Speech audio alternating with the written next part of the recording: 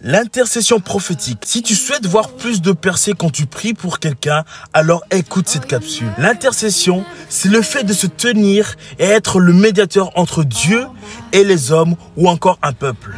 Le premier intercesseur de la Bible est Abraham, à qui Dieu a révélé les plans de détruire Sodome et Gomorrhe. Mais Abraham, quand il a entendu ça, il a demandé, il a supplié à Dieu d'épargner cette ville s'il trouvait des hommes justes. Mais nous sommes dans une alliance encore plus grande que l'ancienne alliance. Nous avons comme médiateur et intercesseur Jésus-Christ en notre faveur. Jésus nous appelle à vivre notre identité de fils de Dieu qui est assis à la droite du Père au 3e ciel. Et nous avons la puissance aussi d'annuler les plans de l'ennemi sur nos vies, mais aussi sur la vie des autres. C'est pourquoi le prophétique vient donner une dimension plus puissante, plus précise à l'intercession. Invoque-moi, dit l'Éternel, et je te montrerai les choses cachées, comme il est dit en Jérémie 33, verset 3.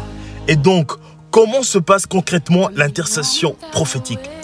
Si vous avez un rêve qu'un membre de la famille est en danger ou qu'on l'attaque, c'est Dieu qui vous montre les plans de l'ennemi contre cette famille et que la première chose à faire, ce n'est pas de paniquer ni de poster dans les réseaux sociaux, mais d'intercéder pour cette personne et de prendre votre autorité en tant qu'enfant de Dieu et de dire non au plan de l'ennemi dans sa vie au nom de Jésus-Christ. Si vous, par exemple, encore vous avez prié, vous priez pour votre église ou encore vos pasteurs et que vous voyez des animaux, des serpents, des loups, d'autres animaux sauvages attaquer l'église ou à rentrer dans l'église, dans la vie de vos pasteurs, votre première réaction, ce n'est pas de raconter à toute l'assemblée ce que Dieu vous a permis de voir, mais de prier et d'intercéder, de refuser les plans de l'ennemi, de prier en langue. Aujourd'hui, décidez d'être la sentinelle de votre famille et de votre vie en disant « Ouvre-moi les yeux, Seigneur ». On va faire maintenant une petite activation prophétique où je vais vous demander de mettre vos mains sur vos yeux en tant que signe prophétique et dites au Saint-Esprit,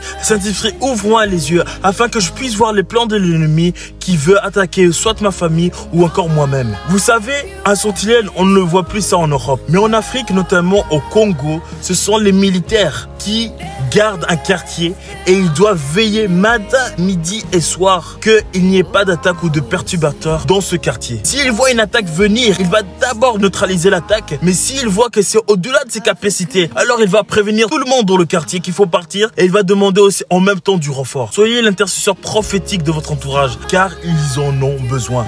Tapez aigle en commentaire. Que Dieu vous bénisse infiniment. Ciao.